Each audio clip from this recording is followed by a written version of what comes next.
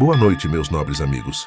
Vocês se lembram daqueles causos contados ao pé do fogo, nas fazendas e sítios esquecidos? Reviva a nostalgia e o arrepio daquelas histórias de entidades, assombrações e tenebrosas famílias que marcaram gerações.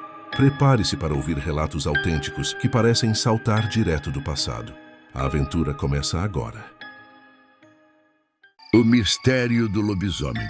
Hoje, em 2025, as luzes da cidade de Araçuaí brilham fortes. Mas para quem conhece as entranhas desta terra, a escuridão ainda é a mesma de séculos atrás. Eu tenho 81 anos. O que vou lhes contar é algo que guardei no silêncio das noites sem lua. Uma história que se dobrou sobre si mesma, deixando uma ferida aberta que nunca cicatrizou. Tudo começou em 1950. Eu era um menino de apenas 6 anos, vivendo na zona rural. Lembro-me vividamente do meu pai, um homem de poucas palavras, mas de olhos sempre alertas. Ele me contava, com uma voz que parecia vir do fundo de uma caverna, uma história que jurava ser real, ocorrida anos antes com conhecidos da região. Meu pai dizia que Araçuaí, naquela época, não era como hoje.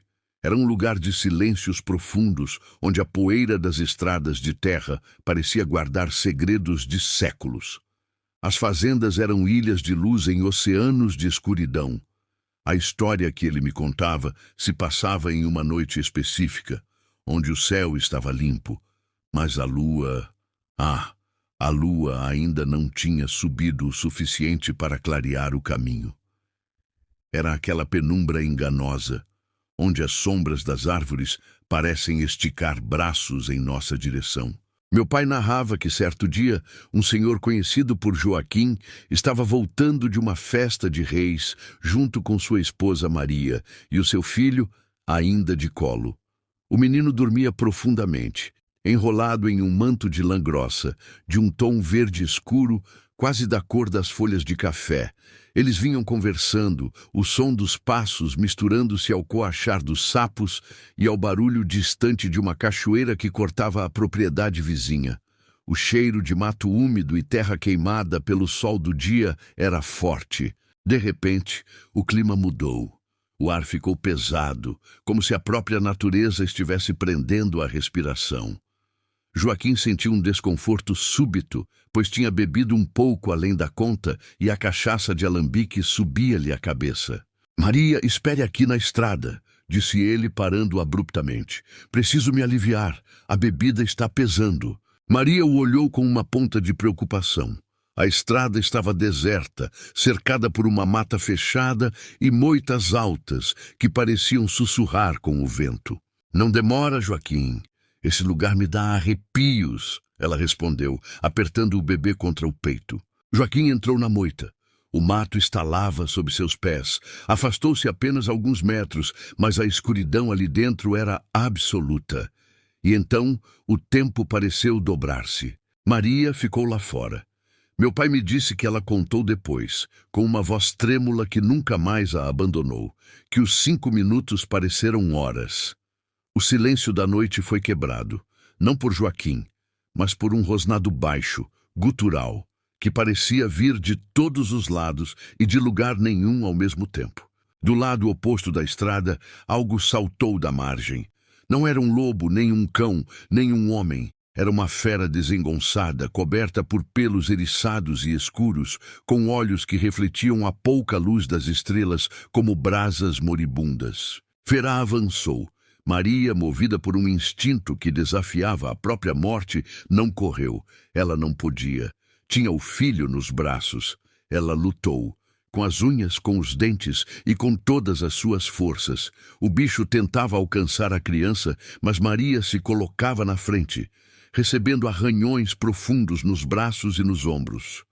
O cheiro de sangue fresco começou a empestear o ar, misturando-se ao odor de bicho podre que emanava da criatura. Ela gritava, chorava e gritava por socorro, sua voz ecoando pelos vales, e por milagre as pessoas das fazendas próximas ouviram.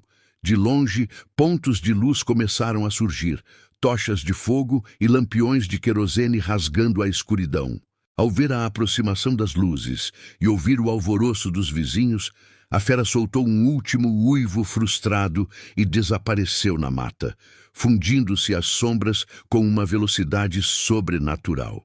Quando os moradores chegaram, encontraram Maria em frangalhos, caída no chão, protegendo o bebê que, milagrosamente, não tinha um arranhão. Ela estava em choque, apontando para a moita onde Joaquim havia entrado. «Joaquim!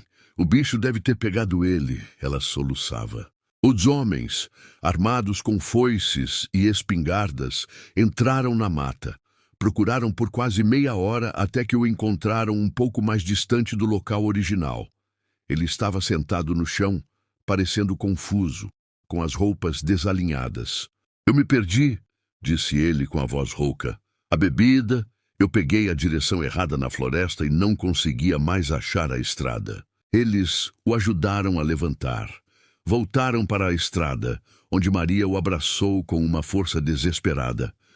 Retornaram o caminho para casa sob a escolta dos vizinhos, a escuridão e o silêncio agora sendo preenchidos apenas pelas luzes dos lampiões e pelas explicações confusas de Joaquim. Ao chegarem em casa, o pânico deu lugar a uma calma tensa. Maria começou a lavar seus ferimentos na bacia de água, enquanto Joaquim tentava acalmar o bebê. Ela estava em silêncio, processando o horror. Foi então que aconteceu.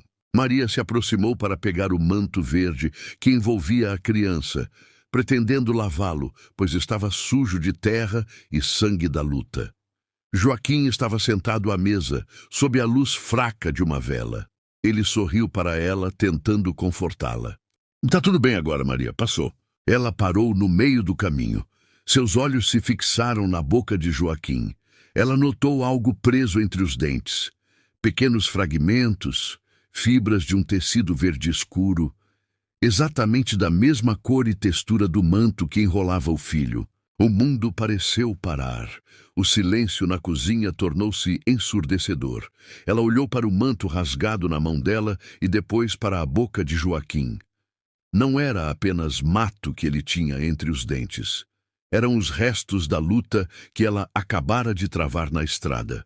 Meu pai disse que Joaquim viu o entendimento cruzar o rosto dela. Viu o terror absoluto substituir a preocupação. Ela entendera que Joaquim não havia se perdido na floresta. Ele havia se transformado na floresta. Desde aquela noite, Maria nunca mais o olhou nos olhos. Viveram na mesma casa por décadas, mas havia um abismo de silêncio entre eles.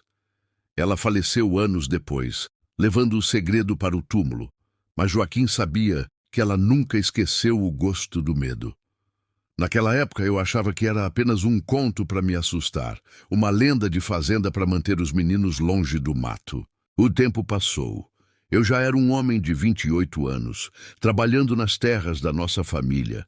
Eu já não acreditava mais nas histórias do meu pai. Achava que o progresso e a juventude tinham espantado as assombrações. Mas Araçuaí tem um jeito cruel de provar que os antigos nunca mentem.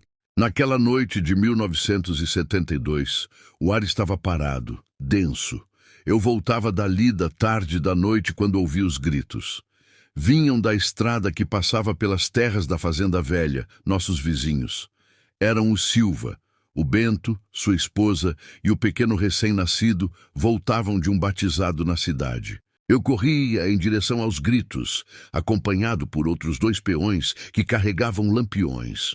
O que vimos na estrada foi uma cena que parecia arrancada, palavra por palavra, do relato que meu pai me fizera várias vezes em 1950. A carroça estava parada, o cavalo bufando de terror. A mulher de Bento estava caída no chão, em prantos, com as roupas rasgadas e marcas de garras profundas nos braços. Ela apertava o bebê contra o peito, um menino enrolado em um manto, agora manchado de terra e sangue. O Bento, ele entrou ali. Ela apontava para uma moita densa, a voz sumindo no choque. Uma fera saiu do outro lado e tentou pegar o menino. Eu lutei com o bicho. Nós entramos na mata. Gritamos o nome de Bento, vasculhamos cada palmo daquela moita, rasgando os espinhos com as mãos, até que encontramos algo, sim. A poucos metros da estrada, caído sobre as folhas secas, estava o chapéu de Bento. E logo à frente, o que nos gelou o sangue. Pedaços de um tecido, idêntico ao manto do bebê, presos em um galho baixo, como se algo tivesse passado por ali com uma pressa selvagem, mastigando o que encontrara pelo caminho. Mas Bento nunca apareceu. Procuramos por dias. Os vizinhos se uniram em mutirões, mas aquele pai de família simplesmente evaporou.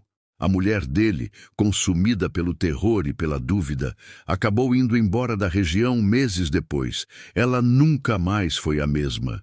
Dizia, em seus delírios, que quando a fera a atacou, ela sentiu um cheiro familiar. O cheiro do fumo que Bento costumava usar. O que aconteceu em 1972 ficou como uma incógnita que assombra Araçuaí até hoje. Bento foi levado pela fera? Ou Bento era a fera e, ao perceber o que quase fizera com o próprio filho, fugiu para nunca mais voltar à forma humana? Ninguém sabe. O mato engoliu a resposta. Hoje, em 2025, eu olho para as matas que ainda restam e sinto um calafrio. As histórias continuam.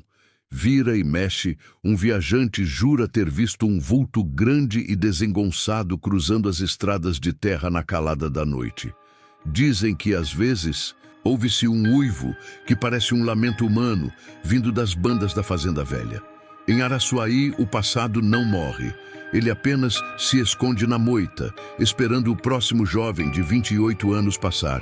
E se você vir algo preso nos espinhos da mata, não pare para olhar, apenas corra, porque algumas histórias não são feitas para serem entendidas, mas para serem temidas. A dúvida é o pior dos terrores, e Bento ainda está lá fora em algum lugar entre o homem e a besta. E assim chegamos ao fim de mais um relato. Muito obrigado por ter nos acompanhado até aqui. Se você gostou do que ouviu, deixe seu joinha. Inscreva-se no canal e ative o sininho das notificações.